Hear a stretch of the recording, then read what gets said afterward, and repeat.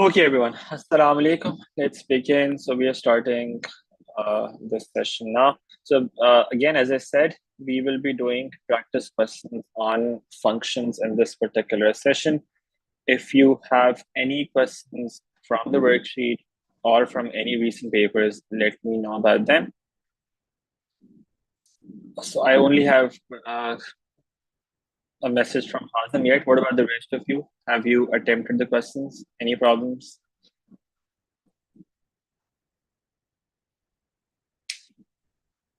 What about the rest of you?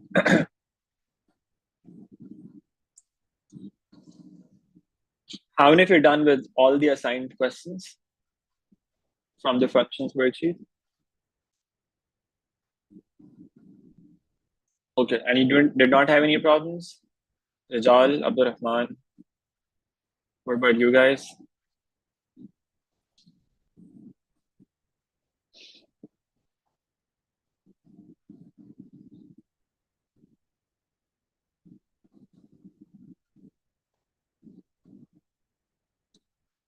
Okay, so let's start with some of these questions then. So I'm going to start with this question number 36 from the worksheet that Hazim is asking about. And then we can see if there are any other problems apart from that as well. Question number 36. Okay, so this looks like a good one. This is actually one of the types of questions that I wanted to discuss in particular in this class, where you have a function defined as using two separate expressions. So for one part of the function, we have one expression. For some other values of x, you have another expression. Let's try to look at this question to understand how to deal with problems like these. Okay, so this is question number 36 from the worksheet.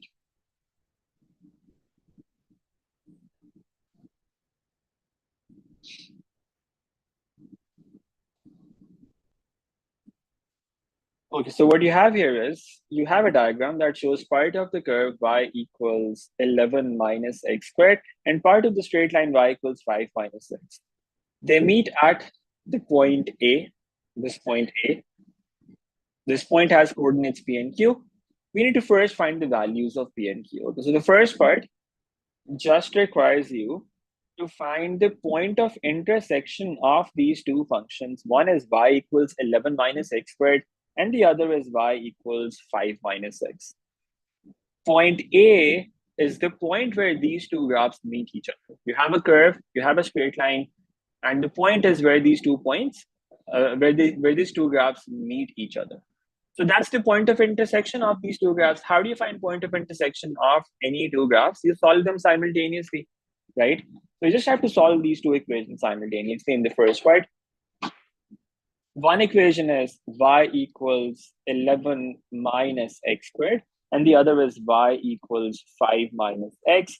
Let's solve them simultaneously to find the point A. We can equate both of them. We have y as the subject in both of them. So that gives us 11 minus x squared equal to 5 minus x. Take everything to one side, and that will give you x squared minus x minus 6 equals 0. And now you can factorize this. In this case, I think you can break the middle term like this. Yeah, so you can x squared minus 3x plus 2x minus 6 equals 0. That gives you two factors. Showing these steps is important. Solving quadratic equations is part of your syllabus. You cannot just input this directly in your calculator and write down the answer. You can do that for verification. However, you still have to show the working, all right? Otherwise, you will not get marks for solving quadratic equations, particularly in paper 1. In paper 3, you can sometimes get away with this, but in paper 1, they always deduct marks if you do not show the working for solving quadratic equations. So I would recommend that you always make a habit of this. Always show the working here. It doesn't take that much time, just a few extra seconds. You should not risk losing marks because of that. Okay, so you have these two factors, x minus 3 into x plus 2 from this. This step in particular is very important. And then you can write down the answers. You have x equals 3 and x equals negative 2. Now, if you look at the diagram, the point of intersection that we have here, it is supposed to be a positive value. The x coordinate is supposed to be positive and the y coordinate is also positive. So that means we're not going to consider this value. X equals -2. That's not a value that we are going to consider. We only consider the positive value and we say this is the point A. This is the x coordinate of the point A. Okay, this is not possible because on the diagram, point A is supposed to be on the right side. Now, what about the corresponding y coordinate? We could put this value back in any of these two functions.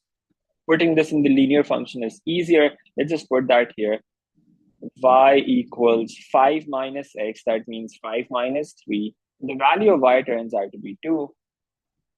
So the point A, therefore, equals 3 and 2. Okay, that's the point that we were looking for. Now, they basically asked us to find the values of P and Q, and they told us that the point A has coordinates P and Q. All right, so we should write the values of P and Q here. Let's compare with what they have given.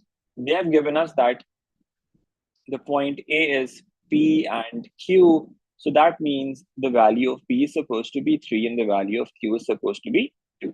You should write down these values like this. Okay, so that's the first part, pretty straightforward. You just solved these equations simultaneously and you got the values of P and Q. Let's look at the second part of this question. Now it says the function f is defined for the domain x greater than or equal to 0 by this thing. Now you see f of x is equal to, so there's a function of x that's defined like this, 11 minus x squared for x between 0 and p, and 5 minus x for x greater than p. Now it's a single function and it's defined using two separate expressions. Now we already know the values of p and q. So what we can do is we can write down the domain of this function like this. You can say the domain is actually supposed to be, so the value of p here is basically 2, because we know this point is 2. Let me just check. It was 3, sorry. This point is 3. And this is also 3. Okay. So the first expression, 11 minus x squared, that is valid for x between 0 and 3. And the second expression, 5 minus x, this is valid for x greater than 3. Okay. So basically the graph that you see here in the first part, that's the graph of this function. You can see from 0 to 3, you have this curve. And then from 3 onward, you've got this line. So this is how this function is represented. When x is between 0 and 3, we would use this part of the function. When x is greater than 3, we would use this part of the function. Now what they're saying is, express f inverse of x in a similar way. Okay, express f inverse of x in a similar way.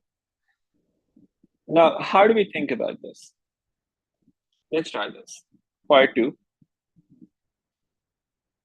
Let me write that function here. It says f of x, that is equal to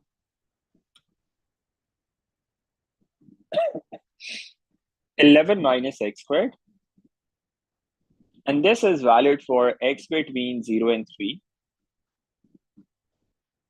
And then 5 minus x for x greater than 3.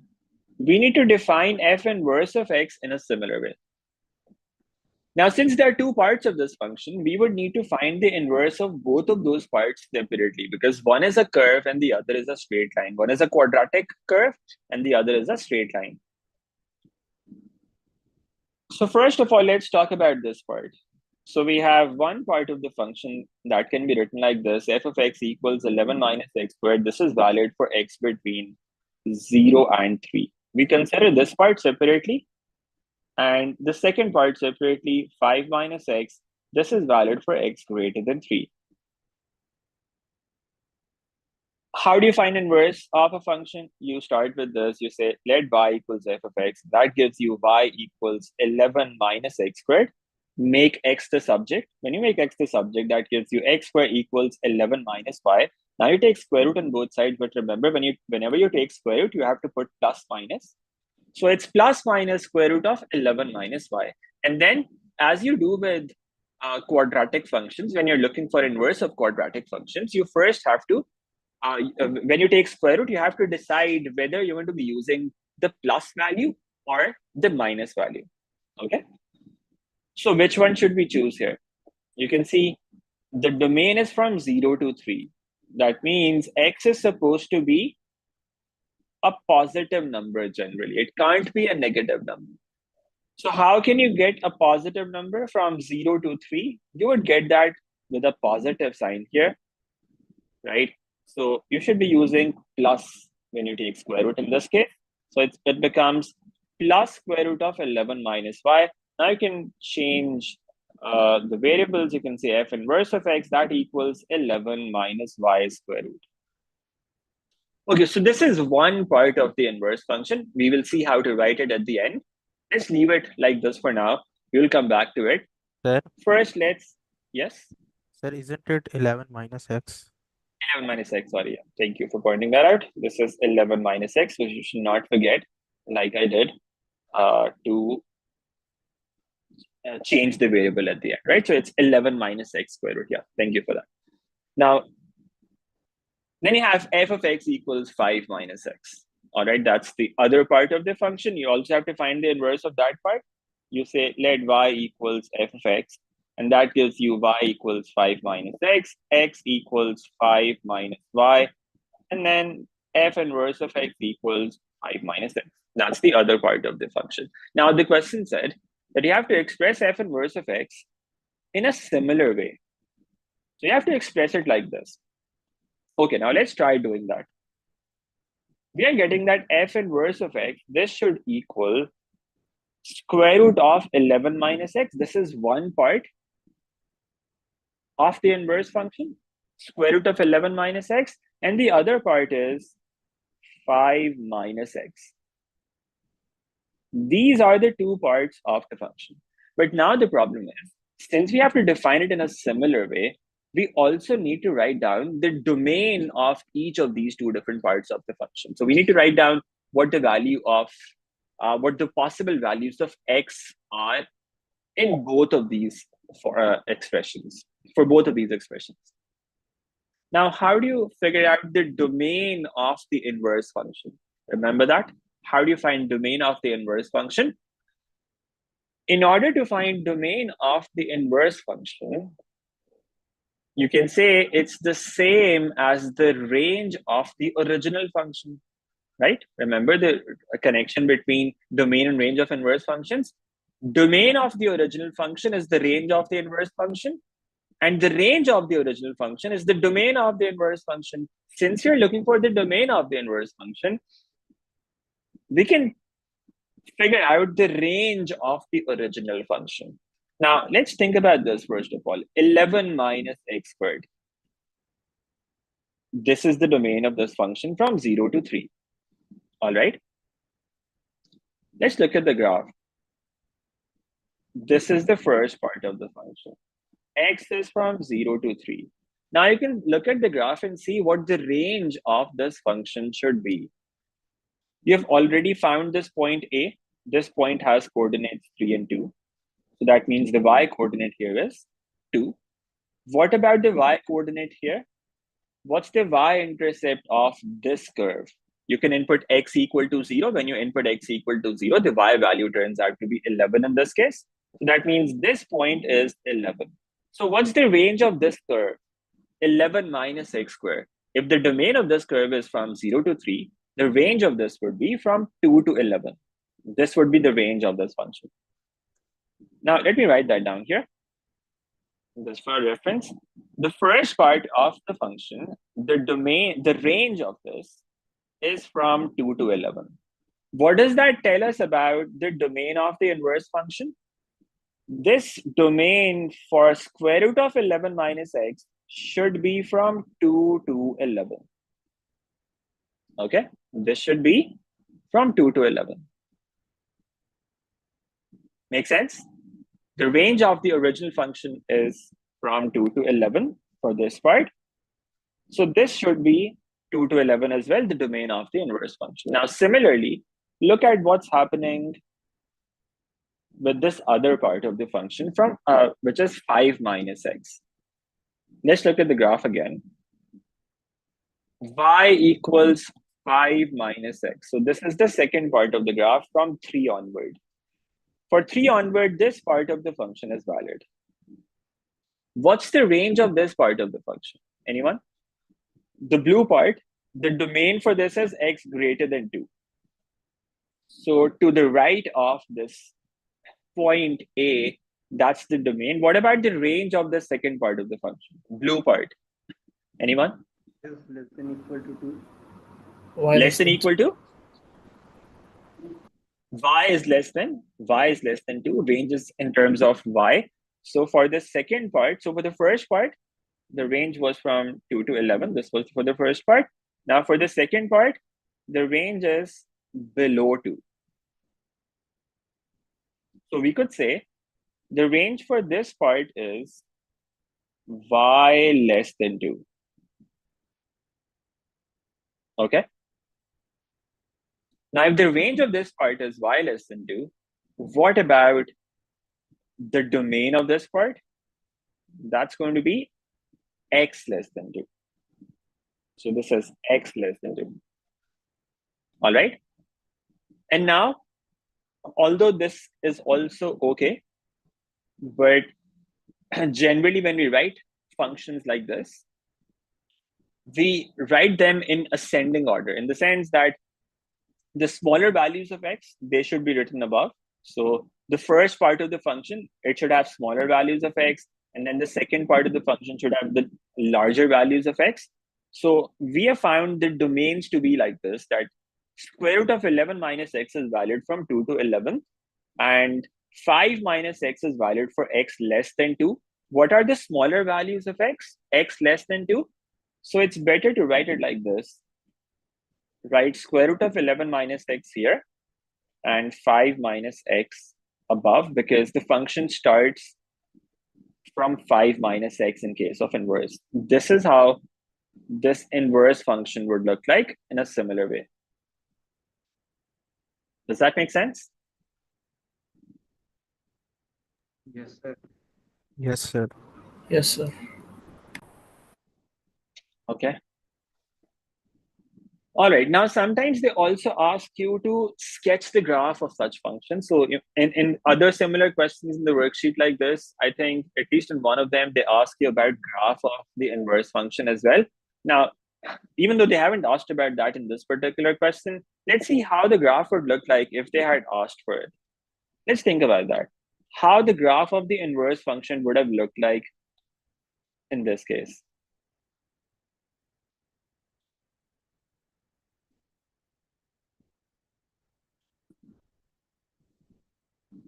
Okay, so how would you draw the graph of this function, of the inverse function? This is the original function f of x.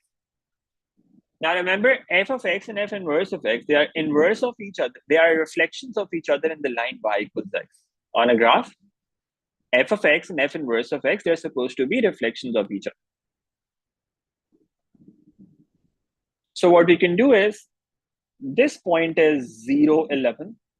Where will this point go in the inverse function? It would become 11, 0. So let's say this is 11. This point would go here. What about this point? This point is 3, 2. This would go to 2, 3. So let me mark that point somewhere here. This is the original function. This is 3 and 2. If you were to draw, if you were to mark a point corresponding to 3, 2 for the inverse function, that will be 2, 3. So let's say this is 2, and maybe this is 3. This might be another point that you have. And then below this is just going like this. Okay. So in order to draw the graph, what you can do is you can take another point on the original function for that straight line. You can say, let's take this point. What's this point going to be? It's a straight line. The equation of the line is y equals 5 minus x. what's the x-intercept of that graph? Y equals 5 minus x. The x-intercept is 5 in this case, right? You put y equal to 0. Sorry about that. If you input y equals 0, you get x equal to 5. This is the point that you get. Okay.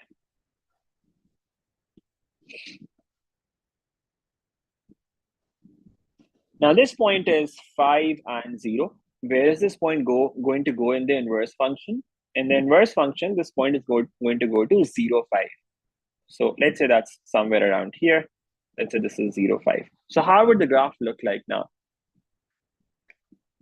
This part is going to be a straight line like this. Okay. This is a reflection of y equals, this is the reflection of this line below. Remember the y equals x line, that would look something like this, passing from 2 to, so it might look like this, the y equals x line. These graphs are supposed to be reflections of that line. Okay. And now what about the right part? You have the curve is going to look something like this. This is going to be the graph of f inverse of x, if you had to draw that. Okay.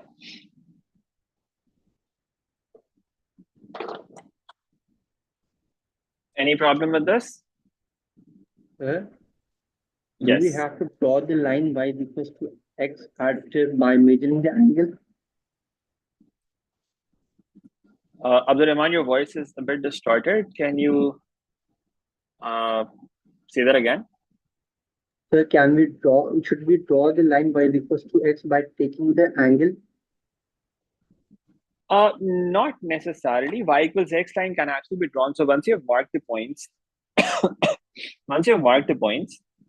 y equals x line is supposed to pass through all of these points. 2, 2, 3, 3, 4, 4, 5, 5.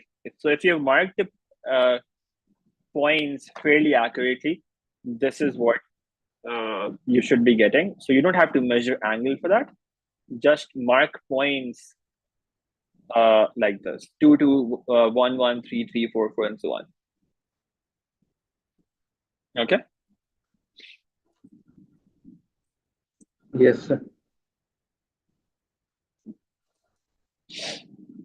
Okay. Any other questions? Sir, when they say fx Yes. equals 11 minus x squared and 5 minus x, does it equal to both or like individually? Like, does fx equal to both of them at the same time? Okay. Could you repeat the question? I'm sorry, I was distracted a bit. Does fx equal to both equations at the same time, or is it individual? No, f of x is equal to both of them because they're both valid for different intervals. The first expression is only valid for x between 0 and 3. So when the value of x that you input, if that is between 0 and 3, that goes into this expression. This is the operation that's applied on that. If the value of x that's input into the function, if that is, greater than 3, I wrote this greater than 2 instead here.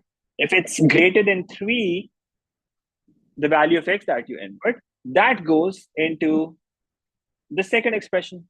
So there's no conflict there as such. Whenever the value of x is between 0 and 3, this operation is applied. When it's greater than 3, the second operation is applied.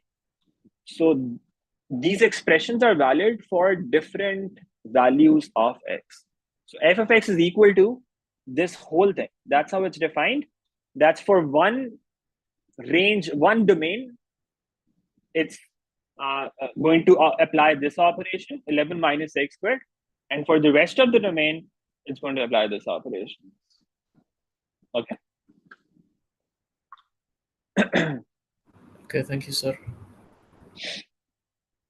All right.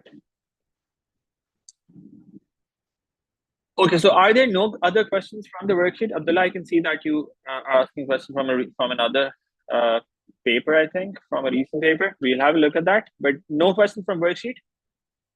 Should we move on to other questions then?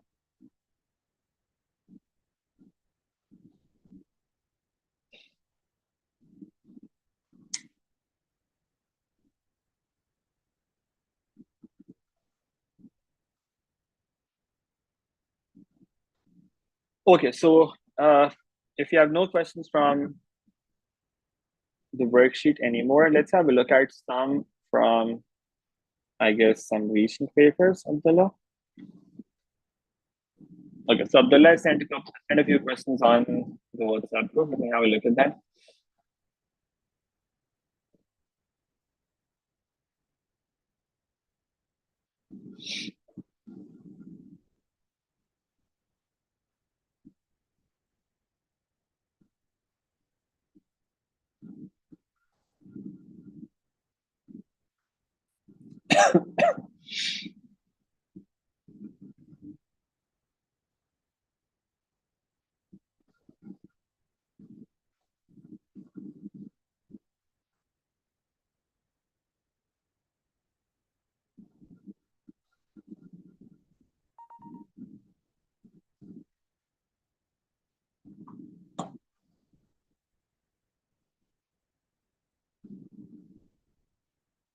Okay, let's try this one now.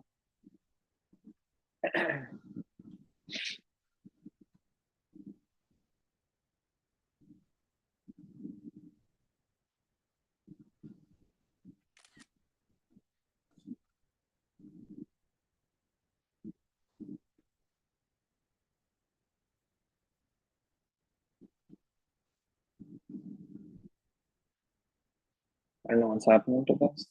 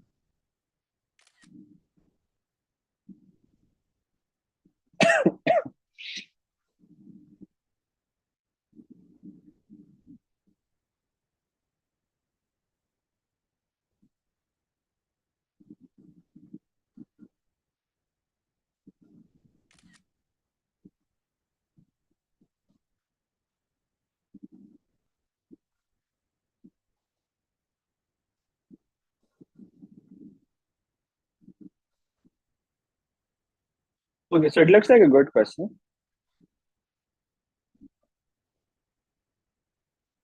Let's try this. So it says the function f and g,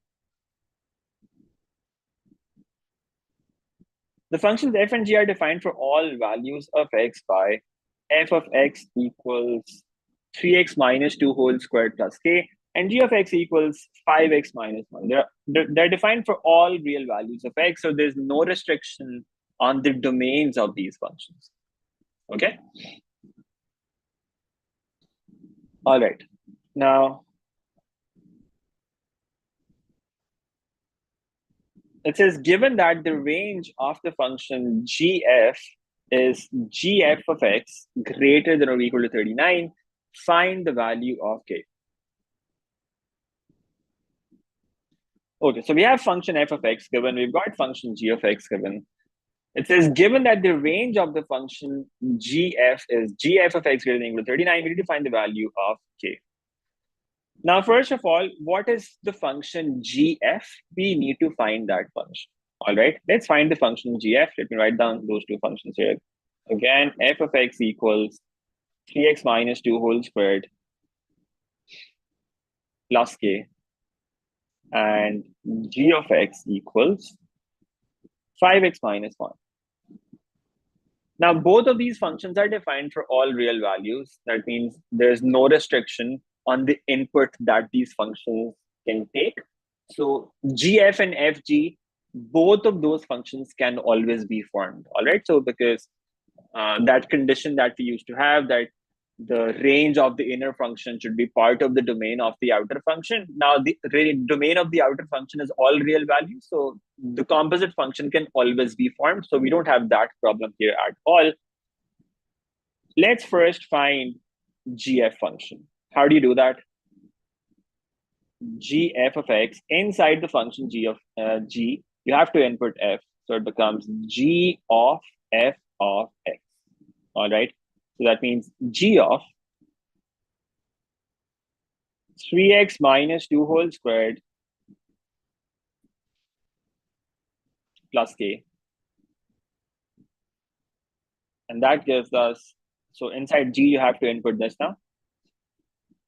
So in place of x there, input this whole thing.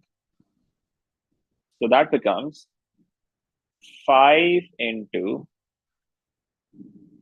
3x minus 2 whole squared plus k minus 1. This is the function gf of x. Now what they're saying is, the range of the function gf is greater than or equal to 39. What's the range of a function? Range of a function is the y values of that function. So basically, the y value of this function is supposed to be greater than or equal to 39. Okay. So all you have to do is put this whole function greater than or equal to 39. Okay. What we can do is we can put this whole function greater than or equal to 39 like this. Okay. Sir, Because yes. sir, I didn't understand this. Why did you put it greater than equal to 39? Let's say you have a function f of x equals 2x minus 4.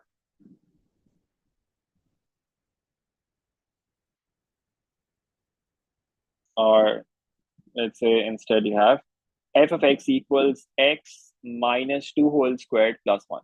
You have a quadratic function. Okay. Now, what does this quadratic function look like? It's a U-shaped graph. So it's going to look like this. This is going to be the shape of the graph. All right. Now, since this is the shape of the graph, what's the turning point of this graph? Turning point of this graph is going to be 2 and 1. What's the range of this graph? The range of this function? The range of this function is f of x greater than equal to 1.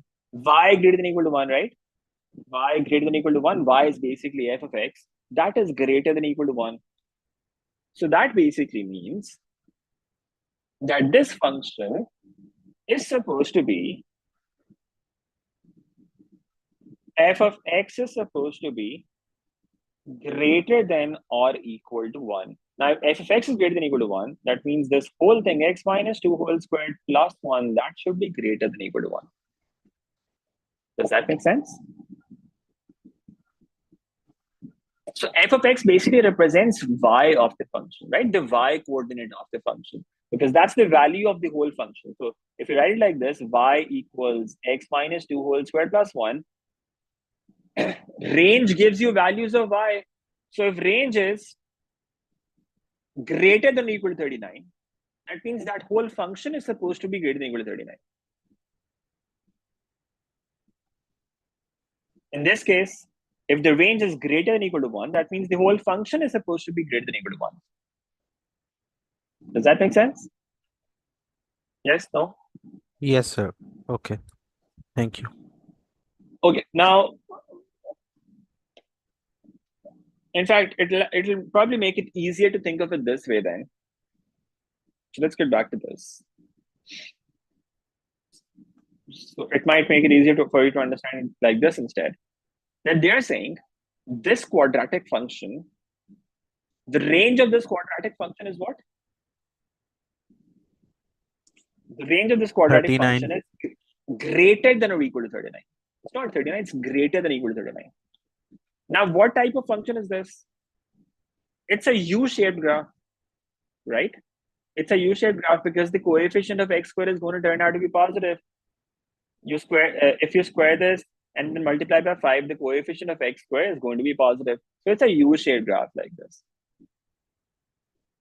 What they've actually told you is the range of the function is greater than or equal to 39. That means this turning point that you have, whatever is the x coordinate, the y coordinate is 39 because the range of the function is basically above this. 39 or more. Does that make sense? Yes, sir. Right? So the turning point is supposed to have its y coordinate equal to 39. Now what we can do is we can find the turning point for this function. Now the good thing is it's already in kind of a completed square form, not exactly the standard form, but it's very similar to that. If I were to multiply 5 inside, what does that give us? 5 into 3x minus 2 whole squared plus 5 times k minus 1. How do you find the turning point of a quadratic function from this form? Can you find the turning point of the y coordinate using this quadratic function? Can you do that? Remember the standard form, a into x minus h whole squared plus k. Basically, the x coordinate is found by putting this thing inside the bracket equal to 0. So x equals h. If you had some other coefficient of x here, you would have to put this thing equal to 0 and find the value of x from that. The y coordinate is always this constant that you got outside. This is the y coordinate of the turning point, h and k, right? In this form, what we can say is this thing is the y coordinate of the turning point of this function. This is the y coordinate of the minimum point. If this is supposed to be the y coordinate of the minimum point, we already know the y coordinate of the minimum point. What's that? That's 39. So that means 5k minus 1 is supposed to be equal to 39. And that gives us 5k equal to 40. The value of k turns out to be 8 from this.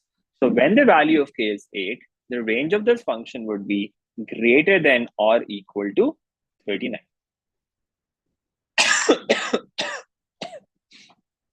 Is that okay? Yes, sir. No problems?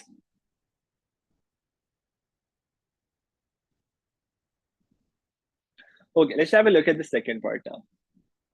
The second part says, for this value of k, determine the range of the function ft. Okay, so now they're talking about the function fg. So earlier they were talking about gf, now we have fg, all right?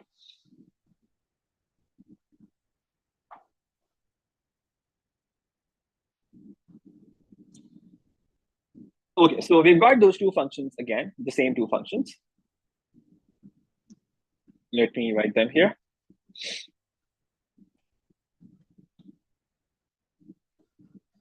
Now we know the value for k, so we can input that here. The value of k is 8. We need to find the range of the function fg. Now, first of all, we have to find the function fg. What's fg?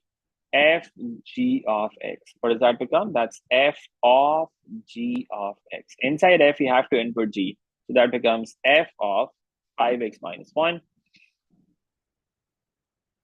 So in place of x in this first function, you have to input 5x minus 1. What does that give you? 3 into 5x minus 1 minus 2 whole squared plus 8. If you simplify this, that's going to give you 15x minus 3 minus 2. That's 15x minus 5 whole squared plus 8. Now, this is also a quadratic function. And again, this is the completed square form. We need to find the range of this function. What's the domain of this function? Can you tell me what the domain of the domain of fg of x is going to be? What's the domain of the 5. 5? So domain is always, remember, it's a set of values, not a number. It's greater than something, less than something, between some values. What do you mean 5?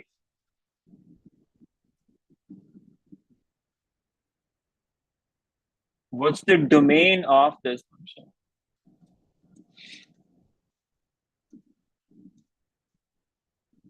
Anyone? Domain is greater than or equal to 8.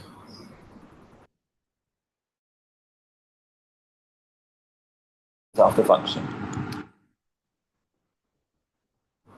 No, It's I mean, no, I meant domain is greater than or equal to 1 minus 1 over 3. I mean 1 over 3. remember what the domain of f of x is? What the question told us about this? Domain of f of x is all real values. What about domain of g of x? Domain of g of x is all real values. What about the domain of fg of x? The domain of a composite function is the same as the domain of the inner function. What's the inner function? G of x. So the domain of fg of x is also all real values. So the domain of this function, composite function, is also all real values. That means the quadratic curve that you have for this, all of this is going to all of this is going to be valid. Okay. So we just have to look at the turning point of this curve then, and that's going to give us the range. It's going to be a U-shaped curve as well, like this. Sorry, my drawing skills are not that good. Yeah, so maybe something like this.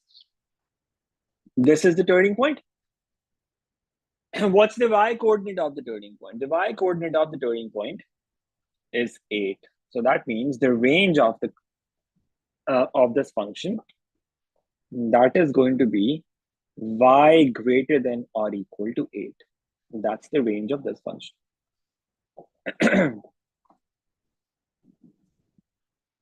Any problems?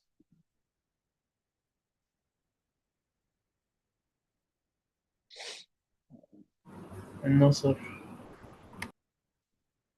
Range is all real values. Okay. Any other? So in fact, we have part C of this as well. It says the function h is defined for all real values of x, and it's such that gh of x is 35x plus 19. Find an expression for g inverse of x, and hence or otherwise find an expression for h of x. Okay, now we've done this method earlier, right? How to figure out a function given an equation like this. Let's think about this. So first of all, they're saying find an expression for g inverse of x. Now, do we have can we find g inverse of x? That's pretty straightforward. Part C. We have the function g of x. The function g of x is equal to 5x minus 1. Right? What's the inverse of this function? You say let y equals g of x. And that gives you y equal to 5x minus 1. Make x the subject, and that will give you y plus 1 divided by 5. And then g inverse of x, that becomes x plus 1 divided by 5. Is that okay? That's g inverse of x. Now the question says, using this, find an expression for h of x such that gh of x is 35x plus 19.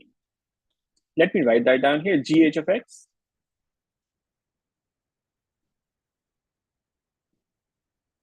gh of x is 35x plus 19. This is gh of x. What we need to find out is h of x. How can we do that? We have talked about this before. So we will multiply it by g inverse.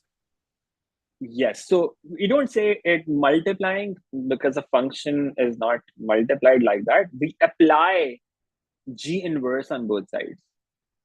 And we apply it in the beginning on both sides, on the left side, because g is here. So in order to get rid of this g from the left side, we introduce a g inverse here. It's not called multiplication. We are applying g inverse, right? We're applying g inverse on the left side, g inverse of g of h of x. That equals g inverse of 35x plus 19. Does that make sense? So we apply g inverse on both sides in the beginning, on the left side, to get rid of this g. Now on the left side, g inverse and g, they cancel each other's effect. And we're left with h of x. That means h of x is equal to g inverse of 35x plus 19. So in the g inverse of x function, wherever you've got x, you've got to replace that with 35x plus 19. So that becomes 35x plus 19 plus 1 divided by 5. And that's going to give you, if you take 5 common in the numerator now, because you'll have 35x plus 20, you can take 5 common. That leaves you with 7x plus 4 whole divided by 5. And that means h of x equals 7x plus 4. And that's what we were looking for. And that's your final result. 35x plus, 7x plus 4, that's h of x. Make sense?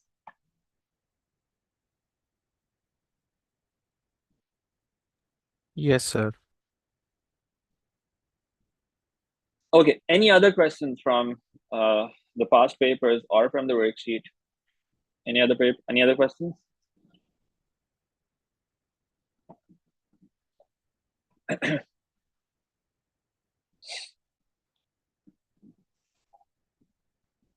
No? All right, so I have one other question. It's from, again, a recent past paper, and it's a slightly difficult one. Let's just do that, and then we end this topic. Tomorrow we start function transformations. So this question I've taken. So Abdullah, can you tell me which question this question was from? Which paper this question was from?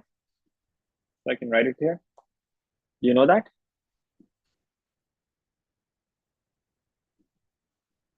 What, sir? Which paper was this question from? Oh, sir, it was from March 2024. Okay, this was March 24. Okay. Can you share these papers with me as well? I haven't seen them yet. March 2024, paper 1, 2. Sir, I was watching a YouTube video and they had that paper. Oh, okay, so they generally come on Reddit. Maybe I'll search there. Okay.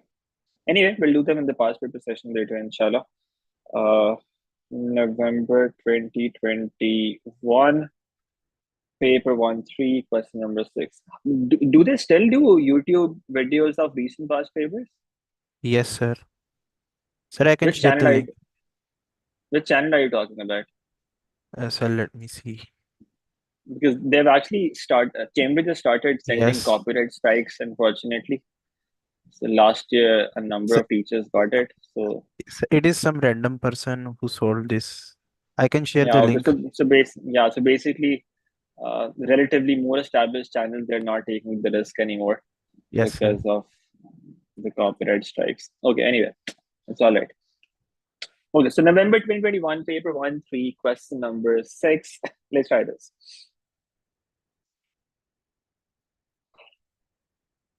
Okay, so now this is a good one. Let's have a look at this. The diagram shows a graph of y equals f of x. On this diagram, we need to sketch the graph of y equals f inverse of x. All right, we need to draw the graph of f inverse of x. Now, we don't even know the f inverse function yet, right? We don't know how that looks like. And they're asking us to draw the graph of this function first. We need to sketch this graph. Now, how do you do that? We know that f of x and f inverse of x, they're supposed to be a reflection of each other in the line y equals x, right? So that's what we can do. We can draw a line y equals x and try to make a reflection in that graph, okay? So let me draw a line y equals x here. So this is what it would look like, 45-degree line, roughly. Okay, so let's say this is what it looks like. Now you need to reflect the graph f of x in this line. Okay. Now, how would you do that? How would you reflect this graph in this line?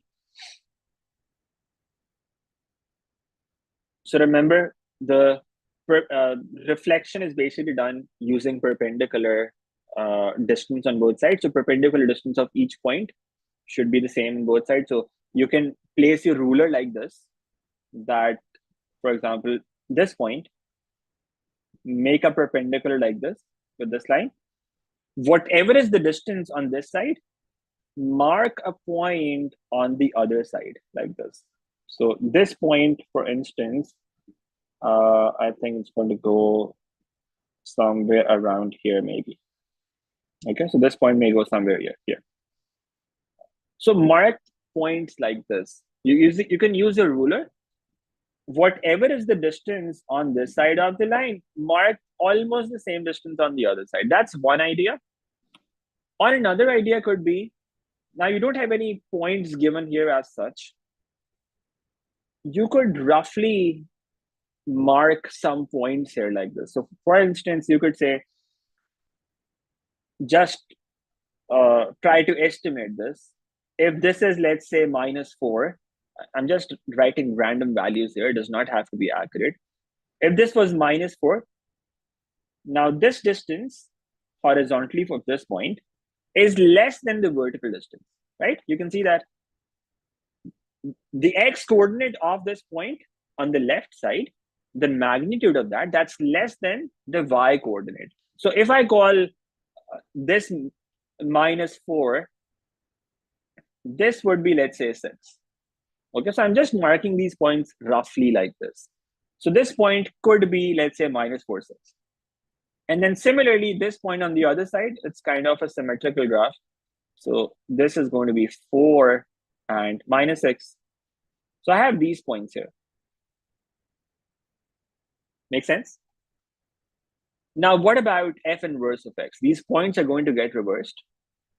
Where does -4, 6 go? So again, how am I getting these points? These are not actual points. I'm just taking the ratio kind of. So -4 and 6, I could also call them something like this. I could say this is -2, this is -2, this is 3, and so on, right? So I'm considering that the ratio looks something like this, 2:3 of the x coordinate and the y coordinate. You can use 4, 6, 2, 3, anything to that effect, okay? Now, where does this point go? This goes to 6 -4. So 6 here on the right side and -4 down, so maybe somewhere around here. I'm going to mark this point here. One point is coming here, okay? And similarly, where does this point go? 4 -6. This point goes to -6, 4. So maybe -6 is here, and then 4 is maybe here. So this point may be somewhere around here. And then you have origin. The point is going to pass through origin. So that is here. The graph is going to pass through origin because this is 0, 0. 0, 0 reversed is still 0, 0. Okay. And now you can try to sketch the graph of this function. How would the graph look like? You can see when these points are reflected, where they're going to go? Somewhere around here. When this point is reflected, it's going to go somewhere around here. So the shape of the graph is going to look something like this.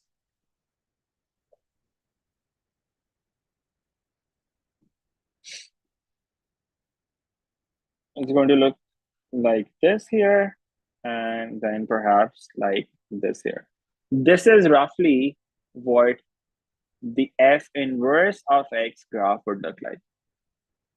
Make sense? Now, it does not have to be accurate. It's just one mark because they just want to see if you have a rough idea of how the graph would look like.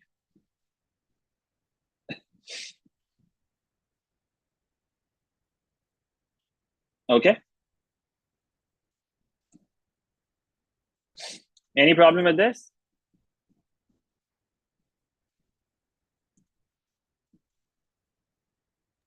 No, sir.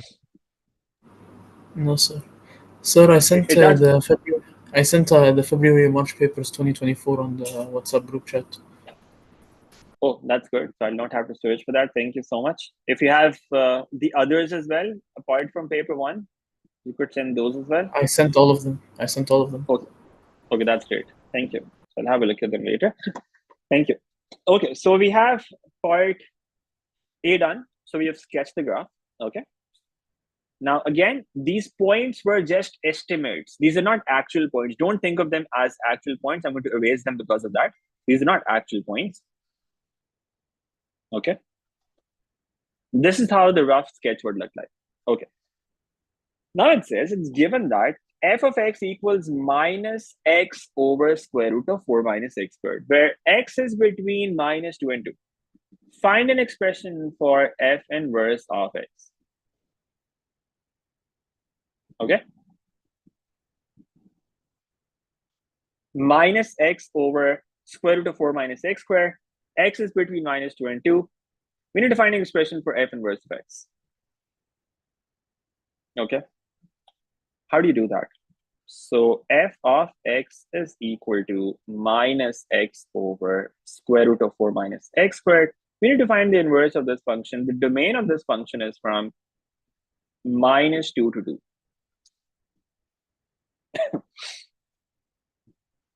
All right.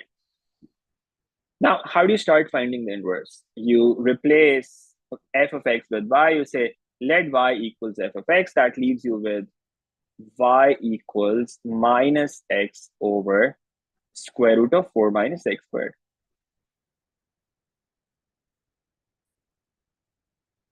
Okay. Now make x the subject. How can you do that? You can take the square root to the other side so that it becomes y into square root of 4 minus x squared. That equals minus x. Square both sides. When you square both sides, you end up with y squared into 4 minus x squared. On the other side, you have minus x whole squared. So the negative sign is going to get removed. So it becomes x squared. Okay. Now let's simplify this. This gives you 4y squared minus x squared y squared. That equals x squared. Take the x terms to one side. So you can say this is x squared, y squared plus x squared. On the other side, you've got 4y squared. All right. Now you take x common. When you take x common, that leaves you with x squared into y squared plus 1. And on the other side, you've got 4y squared. Take this y squared plus 1 to the other side, and you get x squared equals 4y squared divided by y squared plus 1. Okay, all good until this point? We're just making x the subject. That's all that we're doing. All right. Now is the final step. You have to take square root on both sides, right? Because you've got x squared, you want x only. So now you take square root on both sides. When you take square root, however, remember, you always have to put plus minus. So it becomes square root of 4y squared divided by y squared plus 1 and square root of that. Make sense? Now, the numerator could be simplified, and that would give you plus minus 2y over square root of y squared plus 1. This is what you end up getting. Now, remember, as with quadratic functions, you need to decide whether to use plus here or minus here. You can't use both of them. All right, because we have seen that before. When you have plus and minus, what that means is you get something like this. You have one part of the graph above, you have one part of the graph below. It's not even a function, right? Because one value of x will give you two values of y. It's not a function. You can't have both plus and minus in a function, in a square root function, because that is not going to be a function. It's going to fail that test. It's going to be one to many. So we have to choose one of the two. It's either plus or minus. How do we decide which one of the two we should use here? Should we use plus here? Should we use minus here? How do we figure that out? That's the question now. Now, what's the domain of the function? The domain of the function, so in quadratic functions, we used to look at the domain of the function, right? The domain is minus 2 to 2. Let's think of that. Can we figure out using that? Minus 2 to 2. So x is supposed to be between minus 2 and 2. Now, do you get that with plus or minus? Well, it's not quite clear because you have some negative values, you have some positive values. You could do it. You could use plus here or minus here. Both of them are possible, right? So how do you decide now? Should you use plus? Should you use minus? How do we figure that out? Domain is not helping because domain has some negative part, some positive part. So we can't be sure. All right. Now, let's look at the graph that we drew in the first part. So they asked us to draw this sketch. All right. They asked us to draw the sketch of the inverse function in the first part, f inverse of x. Now you see, you have plus here and minus here. Which one of them is going to give you this particular graph? Let's think about that. So focus on the inverse function. Focus on f inverse of x. When x value is positive, what's the y value? So when x value is positive in the inverse function, when x is on the right side, can you see what the y value is? Y value is negative. So when x is positive, the value of y is negative. All right. And when x is negative, the value of y is positive. So basically, if one is negative, the other is supposed to be positive. If we use a plus sign here, with the plus sign, if y is positive, x is also going to be positive. With a negative sign, on the other hand, if we have a negative sign here, if y is negative, x is going to be positive. Or if you have a negative sign here, if y is positive, x is going to become negative. And if y is negative, minus into minus, x is going to become positive. And that's exactly what we want. We want x and y to have different signs. If x is positive, y should be negative. And if x is negative, y should be positive. That's what we can see from the graph. The graph is either in the second quadrant or in the fourth quadrant. In the second quadrant, you can see x is negative, y is positive. In the fourth quadrant, x is positive, y is negative. They have different signs. The original graph was also in these same two quadrants, and you can see you have a negative sign with that as well. If you had a positive sign there, that would be instead somewhere around here. It would be in this region. It's not in that region. So x and y is supposed to have opposite signs. So that is why what we say is we should use a negative sign there, because again, I'm actually just leave it here. When x is negative, y is positive. And when x is positive, y is negative. They're supposed to have opposite signs. In order to have those opposite signs, the sign that we should be using here is the negative sign. X equals minus 2y over square root of y squared plus 1. That means f inverse of x function, that's minus 2x divided by square root of x squared plus 1. And that's the inverse function that we were looking for. Does that make sense? Any questions on this?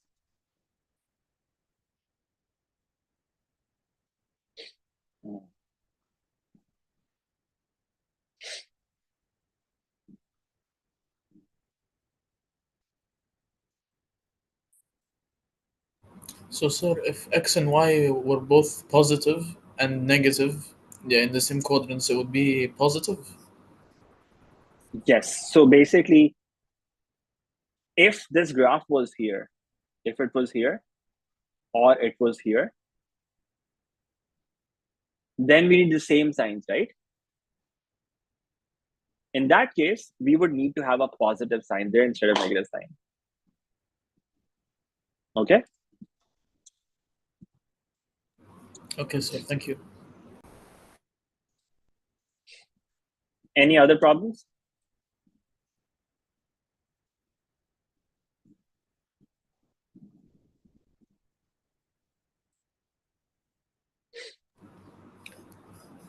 No, sir.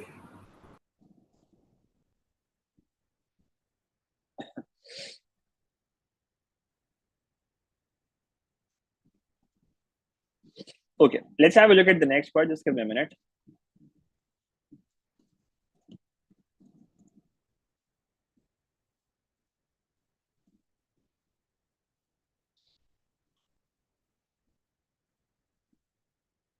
Okay, so this was the second part. We have found the expression for f inverse of x. This was the trickier part of this question. Once you understand, basically selecting the sign was the tricky part, whether to put plus sign there or the negative sign there, right? So that's how we would approach it.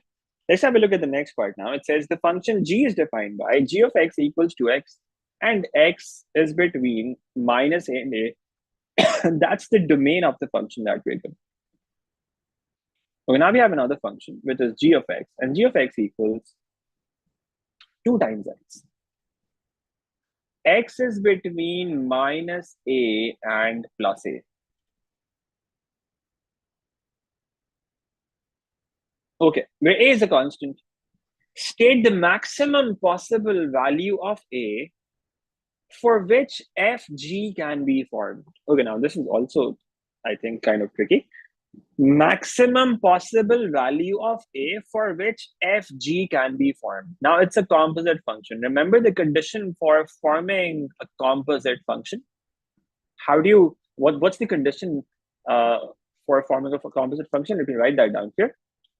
The function that we're talking about is fg.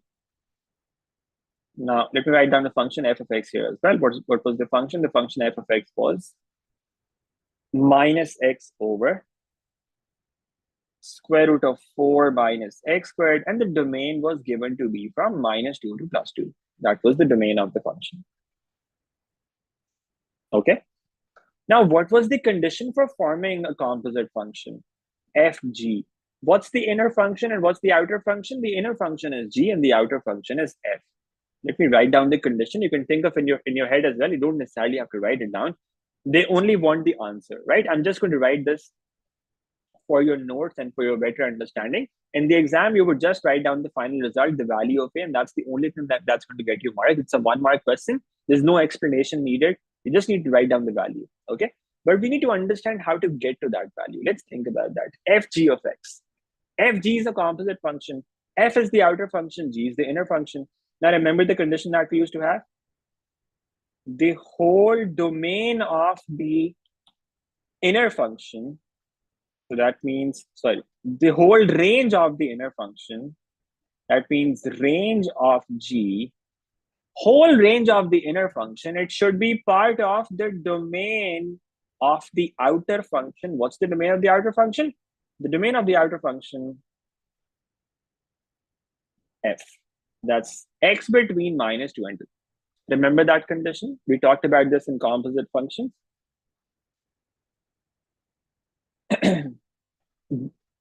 The whole range of the inner function should be part of the domain of the outer function, right? Now, what's the range of the inner function? Do we know that? Inner function is g. What would be the range of g? Range of g, if the domain is minus a to a, it's a straight line 2 times x. What would be the range of g? Y will be between minus 2n and plus 2a, right? If domain is from minus a to a, when you input x equal to minus a, that gives you minus 2a. When you input x equal to a, that gives you plus 2a. So the range of this function g is from minus 2a to plus 2a. What's the domain of f? Domain of the outer function. Domain of the outer function is from minus 2 to 2. Now, since all of it has to be part of the domain of f, what does that mean? 2a should correspond to 2. Minus 2 should correspond to minus 2a. You can use any of those two numbers. You can say 2a, for example, is equal to 2. That gives you a equal to 1. The largest possible a is equal to 1. If a was bigger than 1, if a was, let's say, 3, let's suppose, the range of this function would become minus 6 to 6, and then you can't input that in function f anymore because it's not part of that domain. So what's the largest possible value of a that you can have? You can have it equal to 1, because if it's equal to 1, then you'd be able to input all of that in the function f. Otherwise, you would not be able to do that. So that's the largest possible value of a, 1. So you just have to write 1 here, basically. Does that make sense? Any questions on this? No, sir. Okay. All right, let's have a look at the next part now, the last part, and then we end for today. Part D. So we're done with part A. Okay, now this was B actually. A was sketching the graph. And now D is assuming that FG can be formed. Find and simplify an expression for FG of X. Now you just have to find FG of X. That's kind of the easier part. Let's do that. Let's find the function FG of X. We've got both of those functions there already. F of G of X. Inside the function F, you have to input G. So basically F of 2X, right? G is 2X. We just have to find this. In place of X in this function, just input 2X. What does that become? Minus into 2X divided by square root of 4 minus. In place of X, put 2X. So it becomes 4 minus 2X whole squared. That is the function FG of X, but the question says, find and simplify this expression. This is only going to get you 1 mark. You also have to simplify this. All right. How do you simplify this? You can see if maybe there's some cancellation that can happen. Maybe you can simplify the denominator somehow.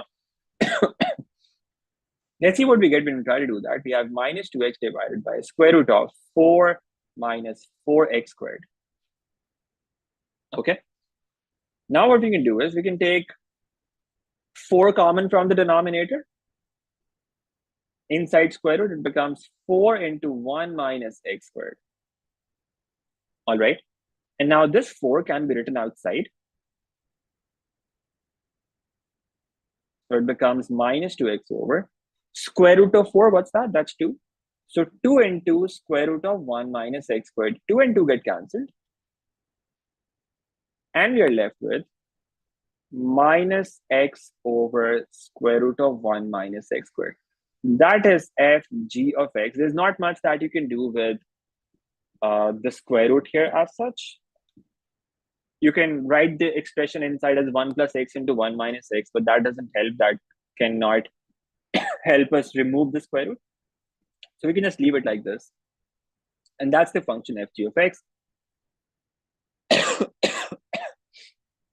Sorry, that's the function FG of X. That's what we were looking for. And that's it. All right. So tomorrow at around 2:15 to 2:20, inshallah, we start function transformations. This is it for now. So those of you who are on YouTube, I have this past paper session starting. Just a reminder of that. From 13th of April, you can see the link for that. There is the registration link for that in the description below, and also in the chat box on the right side. If you have any questions, you can send me a message on Instagram or on WhatsApp if you have any queries about that. The registration link is there. All the details about the session are available there. I will also be posting posting my answers to some frequently asked questions in the next couple of days, maybe tomorrow, or if not tomorrow, latest by the 3rd of April. So some of you have been asking me which years are going to be covered, how many classes we're going to have each week. So I've been answering some of those questions verbally and individually to the people who have been asking me, but I'll try to summarize all of that information and try to post that maybe sometime tomorrow or the day after tomorrow on my Instagram and on YouTube, so that most of those questions are answered. But briefly, we will be focusing on all the papers from 2020 to 2024, all variants. Now, we would not be able to do all of them live. I have recordings available for a number of them. We will be, I am expecting that we will be doing around 50 to 60% of that live, and the rest of that will be available as recordings. But we would be covering all papers from 2020 to 2024 eventually. All right, so all of them are going to be there. Some of them are going to be solved in full. Some of them you will be telling me, so those of you are there in the group, You'll be telling me which questions you're finding difficult. We will be focusing on those questions in particular, right? So from every session, for every component, we will be doing one full paper, inshallah, the one with the lowest threshold, the one that is kind of the most difficult. And for the other two variants, you will be telling me which questions you're finding difficult, and we will be focusing on those questions in particular. And as we go closer to the exam, we'll also have a couple of sessions for each component in which you can ask any individual questions on any of the other past papers that you want to ask. We would also discuss them. Now, those of you are concerned about the number of years that we should be doing 8 to 10 years or something. First of all, it's not possible because 8 to 10 years means 10 years basically means you have 7 papers for each component every single year, right? 7 papers. 1 March, 3 June, 3 November, that's 7 papers in a year. 10 years means 70 papers for one component. If you want to do that, for that, you would have to start like 3 months early, right? And anybody who's saying that you will be doing so any session for any subject, if you if somebody if it's marketed like this that you're doing 10 years of papers, generally what happens is you do one variant of each paper, one variant of each year. Then that is possible. Then that you do one variant for each session. But for maths in particular, in my experience, the papers from before 2020, most people do them while they're covering the topics. They do them as topicals, right? And from 2020 onward, you would see this, you would have the last syllabus change in 2020. So all the questions that you find 2020 onward, they're relevant for you. And you will find in some recent papers, 2022 onward, that the difficulty level has also started slightly increasing, and the pattern of questions is also slightly changed as compared to what it used to be before. So like 7-8 questions in every paper, you get very similar to what you used to get earlier. But then there are like 3 questions in every paper on average that are slightly different. You have to think on this part. So it's more important to do all variants, every single question from the last 3-4 years. So that's what I would want to focus on, that we are able to do all of the last 3-4 years of papers, 2020, so last 4 years of papers at least, because that's going to be most beneficial at this point in time. Okay, so we could do at least all the difficult questions from all papers, and then full length papers for some of those variants as well. All right, so you can find the rest of the information in that registration link. The fee details, the class schedule, etc. I'll be clarifying the class schedule a bit more as well. I've been getting some queries about that as well, about how the class schedule is going to be, how many classes per week for each component. I'll try to clarify all of that in a couple of posts, maybe tomorrow or the day after tomorrow, to make it clear. All right. So if you have any questions, you can always post them on the WhatsApp, on my WhatsApp or on Instagram. I'll try to respond to them gradually. Now I have a lot of queries coming, so it takes time to respond to all of them. But I will get back eventually. All right. Okay, so that was for everyone out there. Now, you guys in the meeting, let me know if you have any other questions, any quick questions, or is that it? Sir, what other topics are left to cover? So we are done with functions. Now functions has one part left, that is function transformations. That's going to take us 2-3 days. So we start that tomorrow. Tomorrow is Tuesday. So Tuesday, Wednesday, Thursday. And then we have AP-GP and equation of circle, right? So there are 2 small topics. That's going to take us like 2-3 days each. So at some point next week, we should be at least done with the concepts, and maybe we might need one more session after that to do some more practice. But this week, I'm expecting to cover function transformations, and along with that, possibly equation of circle as well. All right. And then for next week, we would just have AP and GP left. All right. Okay, sir. Thank you. Anything else? No, sir. So basically with functions, we are done with all the major P1 topics because functions was the last major one. Now the rest of them, they're relatively simpler. Equation of circle, the concepts for that are quite straightforward. Sometimes some questions tend to be tricky, but we'll do some practice on that. But in terms of the relatively more difficult topics, we're done with all of them. So basically that's quadratics, trigonometry, differentiation, integration, functions. So all the major topics, we're done with them, right? So after function transformations, we should be done with all the major ones. And now we have a couple of small ones left, which we will be covering in the next week or so in China. All right, so that's it for today. I'll see you again tomorrow. Allah Hafiz. Allah Hafiz, sir. Allah Hafiz.